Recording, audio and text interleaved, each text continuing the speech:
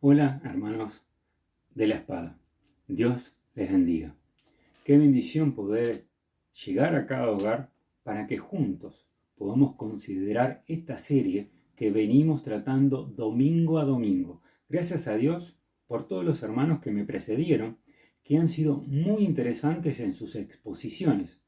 Hoy trataremos el tema Andar en novedad de vida, basados en el texto de Romanos 6, 4. Podría poner otro título, si me lo permiten, un poco más largo, ya casi un prólogo diría yo, Muertos al pecado, identificación con la persona y obra de Jesucristo. Pero más que títulos que podamos poner, lo importante acá es lo que dice la palabra de Dios allí en Romanos 6, que dice así: ¿qué pues diremos? ¿Perseveraremos en el pecado para que la gracia abunde? En ninguna manera, porque los que hemos muerto al pecado, ¿cómo viviremos aún en él? ¿O no sabéis que todos los que hemos sido bautizados en Cristo Jesús hemos sido bautizados en su muerte? Porque somos sepultados juntamente con él, para muerte por el bautismo, a fin de que como Cristo resucitó de los muertos, para la gloria del Padre, así también nosotros andemos en vida nueva. Porque si fuimos plantados juntamente con él en semejanza de su muerte, así también lo seremos en la de su resurrección, sabiendo esto, que nuestro viejo hombre fue crucificado juntamente con él, para que el cuerpo del pecado sea destruido, a fin de que no sirvamos más al pecado, porque el que ha muerto ha sido justificado del pecado. Y si morimos con Cristo, creemos que también viviremos con él, sabiendo que Cristo, habiendo resucitado de los muertos, ya no muere. La muerte no se enseñorea más de él. Muy bien, hasta aquí el texto de la palabra del Señor. Que el Señor bendiga su palabra.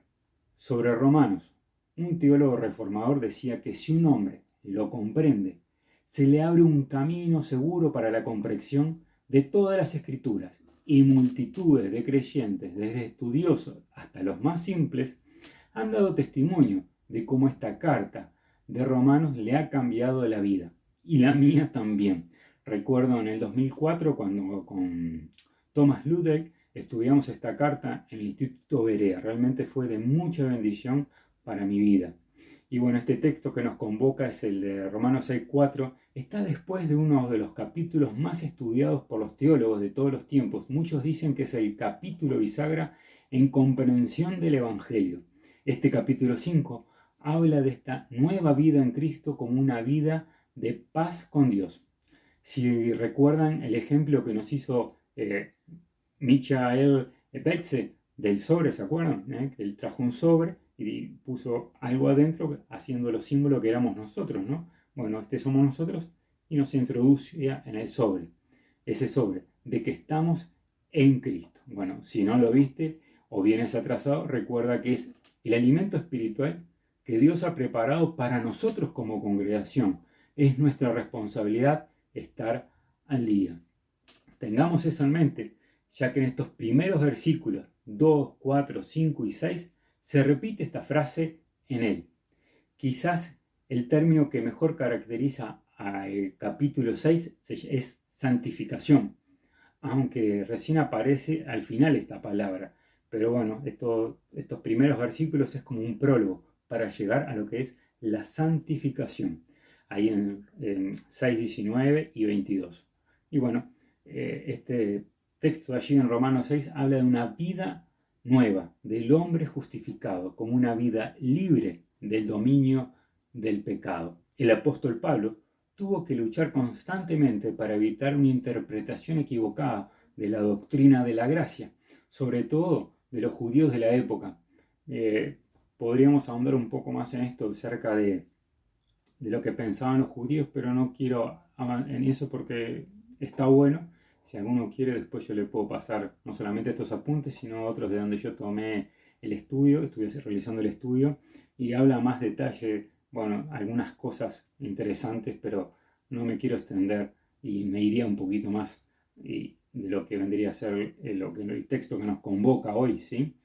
Y bueno, pero creo que también muchas veces nosotros erramos y no andamos en novedad de vida o en vida nueva porque tenemos una interpretación incorrecta, ¿sí? De lo que es la gracia, ¿sí?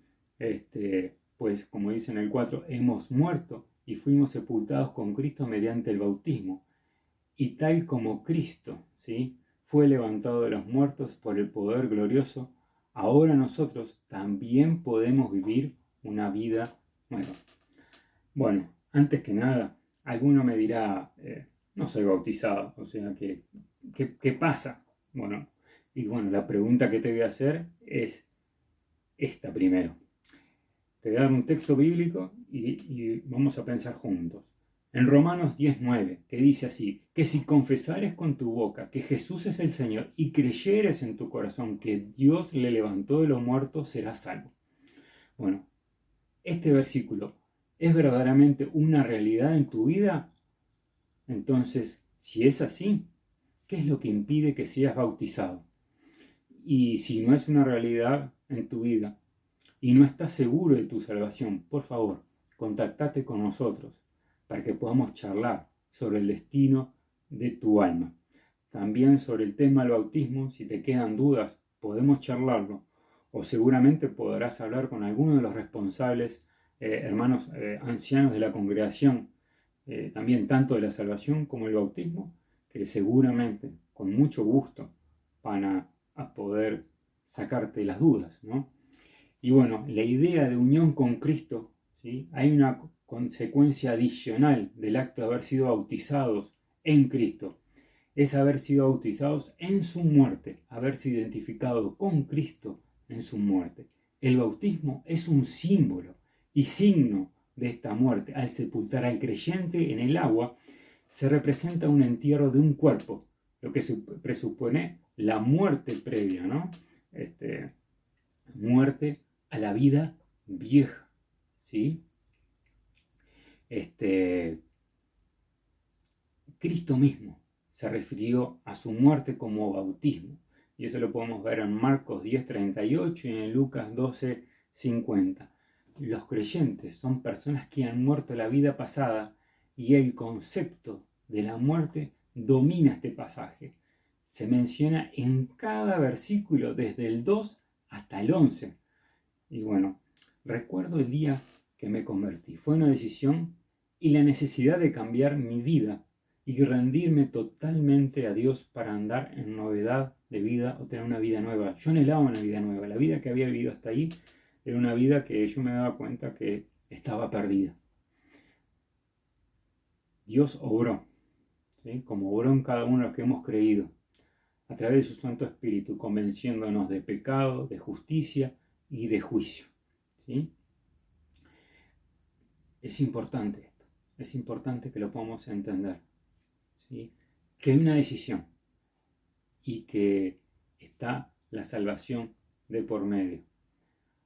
Bueno, avanzando un poquito más, ahora voy a describir algo que encontré que no lo conocía. Alguna vez se lo había escuchado a Ernesto Rey, pero no lo había asimilado bien. Y es 4 sentidos que se dan en este pasaje a la idea de morir con Cristo. Y me pareció bueno compartirlos con ustedes. Y los 4 sentidos se refieren a 4 momentos diferentes en la obra redentora de Dios. En el primer sentido, el primer punto, hay un sentido jurídico. Los creyentes murieron al pecado a los ojos de Dios cuando Cristo murió por ellos en la cruz. Dios, por su decisión propia, asumió sus pecados en la persona de su Hijo. Ellos murieron al pecado en la muerte de Cristo y fueron resucitados a la nueva vida por su resurrección. En el punto 2 hay un sentido bautismal o experimental. Los creyentes mueren a Cristo cuando por decisión propia, en un acto de fe en Jesús, confirman la decisión de Dios a su favor, la decisión de considerar la muerte de Cristo por los pecados como la muerte del pecador y la resurrección de Cristo como la resurrección a nueva vida del pecador. El bautismo en agua es un símbolo y un sello de la experiencia espiritual. Es un símbolo. Es el símbolo de eso, de lo que pasó en nuestro interior, en nuestro corazón y mente, ¿sí? Esa experiencia, la experiencia de la salvación, de haber aceptado la obra redentora, como decía hace un ratito, ese convencimiento de pecado, de justicia y de juicio por medio del Espíritu Santo. Y qué importante es esto, ¿no? Pensar que es un símbolo. Lo único que hacemos es, bueno, manifestar a los demás lo que pasó en el interior, hacerlo público, hacerle saber al mundo que nosotros decidimos morir a nuestra vida vieja para poder andar en novedad de vida, para poder, bueno, vivir una vida que agrada a Dios. Con caídas, sí, vamos a tener tropezones, vamos a tener dificultades, pero en nuestro interior, en nuestro ser, está el cambiar, el crecer, el poder ser transformados. Vamos a avanzar, pues, vamos a hablar un poquito más sobre ese tema más adelante. Pero qué importante es esto, ¿no? De que pensemos que el bautismo es un símbolo de lo que pasó en nuestro interior y que lo queremos manifestar a los demás. Bien, también hay un sentido moral. Los creyentes mueren con Cristo cada día al dejar que el Espíritu realice la muerte de las prácticas pecaminosas de la vida vieja. Y eso lo podemos también encontrar en el capítulo 8 de Romanos, versículo 13. También hay un sentido escatológico de todo esto. Los creyentes morirán al pecado finalmente al pasar de esta vida y serán resucitados al volver Cristo. Y bueno, para poder interpretar este pasaje tenemos que tener estos 4 sentidos o 4 puntos, tenerlos en cuenta, ¿sí? El bautismo, como decía, es el sello y signo de haber cruzado una línea divisoria en la cual no habría marcha atrás, no hay marcha atrás entre no ser de Cristo y ser de Él, de haber dado un paso que nos compromete en forma definitiva. Cuando nos conformamos con un evangelio que no incluye este sello y signo como es el bautismo, como un paso lógico para el inicio de la vida cristiana, nos hemos conformado con un evangelio incompleto, ¿sí?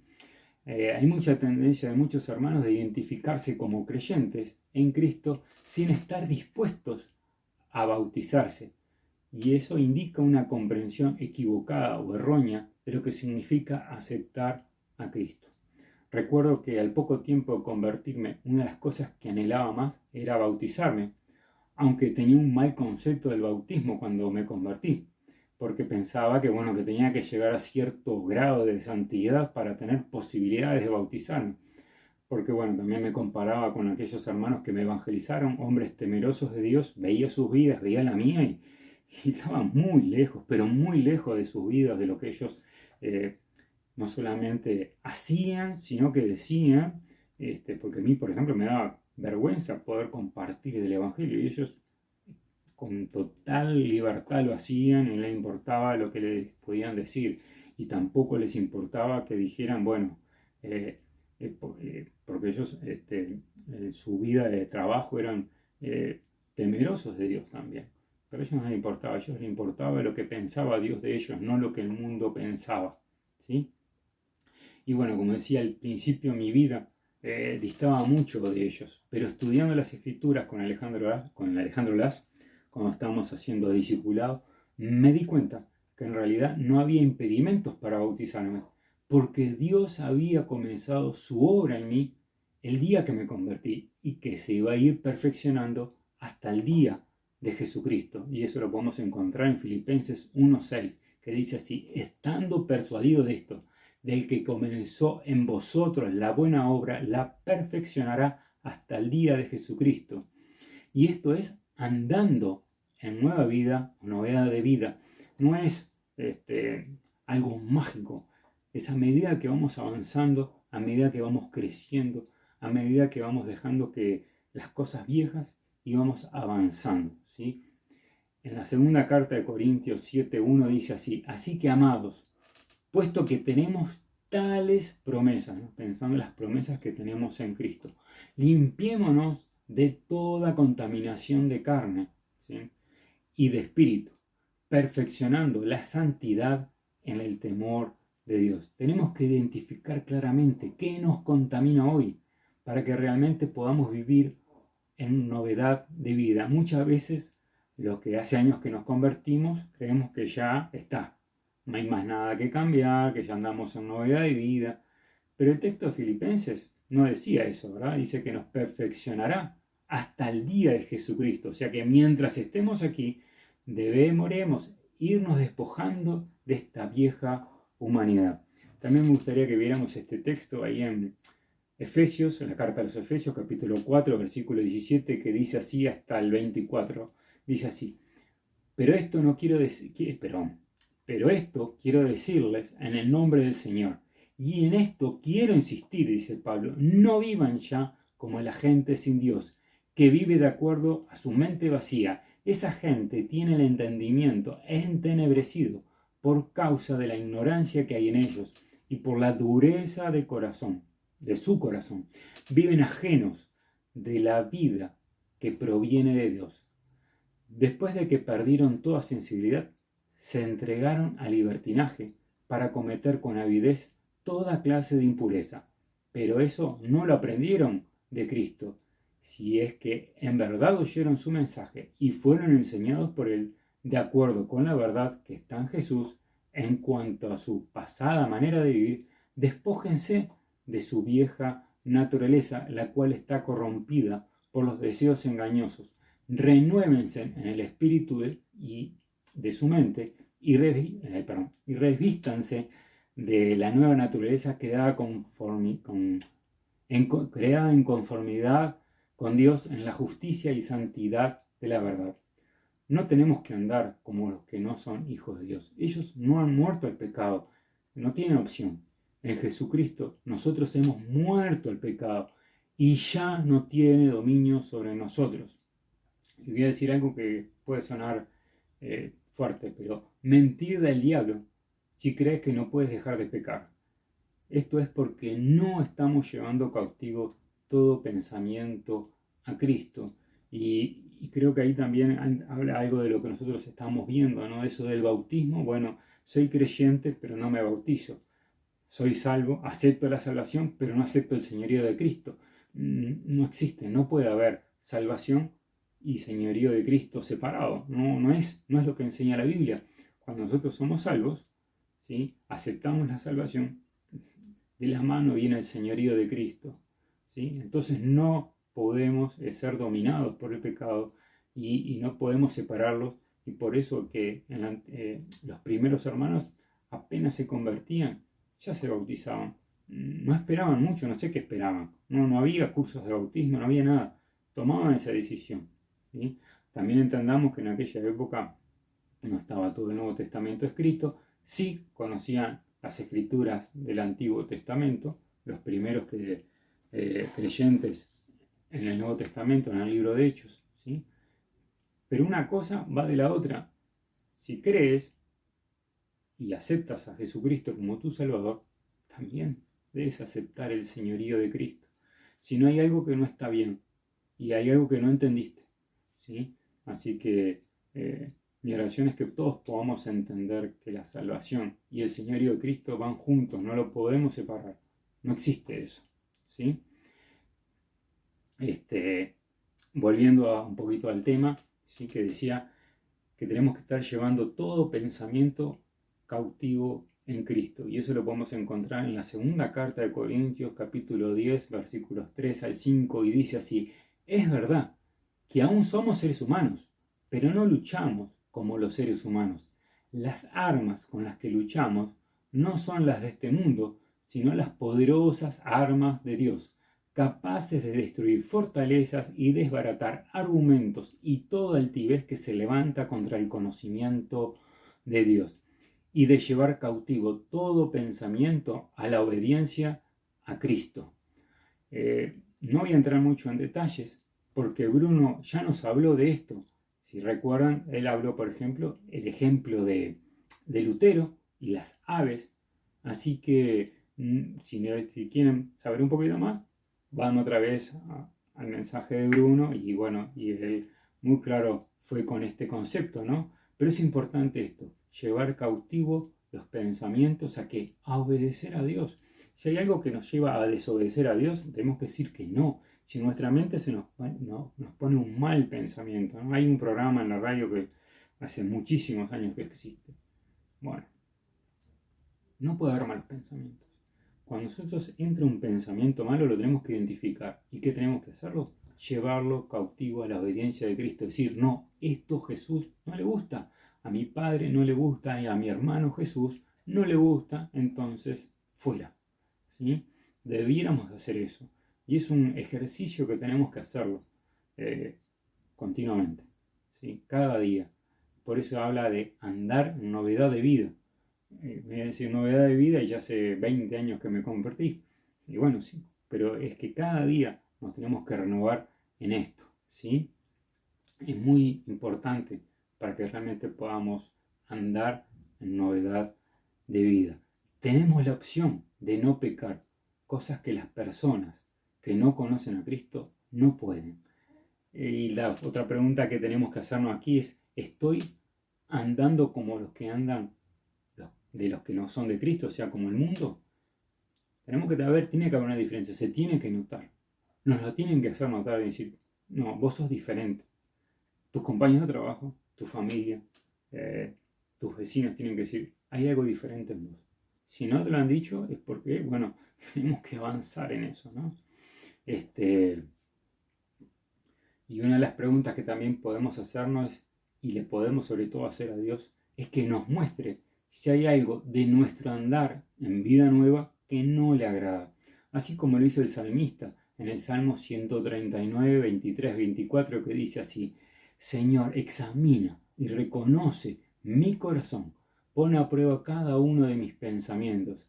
Así verás si voy por el mal camino y me guiarás por el camino eterno. Qué linda promesa, ¿no? Pensar que Dios nos va a guiar. Cuando nosotros nos dejamos corazón abierto y mente abierta a Dios, y le decimos, bueno, mostrame. Dios nos va a mostrar, porque la obra del Espíritu Santo es convencernos de pecado, de justicia y de juicio, no solamente para la salvación, sino en nuestro andar diario. Él nos va a estar diciendo, no, sí, no, nos va a convencer y nos va a guiar por el camino y vamos a poder andar en novedad de vida, ese camino eterno. Si hacemos este ejercicio espiritual de consultar a Dios, de que Él vea o mostrarnos nosotros mismos, abrirnos y decirle qué es lo que no te agrada, Él mismo nos va a ayudar. Él está deseoso de ayudarnos, Él quiere compañerismo, Él quiere que le podamos seguir conociendo a su persona. Y bueno, y pensar en esto, si realmente estoy viviendo en novedad de vida o solo vivo para mí y mis deseos y no quiero vivir en la novedad de vida que Dios tiene para ti y para mí. Que Dios nos ayude a que sea una realidad en nuestras vidas, para su gloria y para nuestra bendición. Y bueno, hermanos, esto era lo que tenía para compartir con ustedes, ¿sí? Que Dios les bendiga ricamente.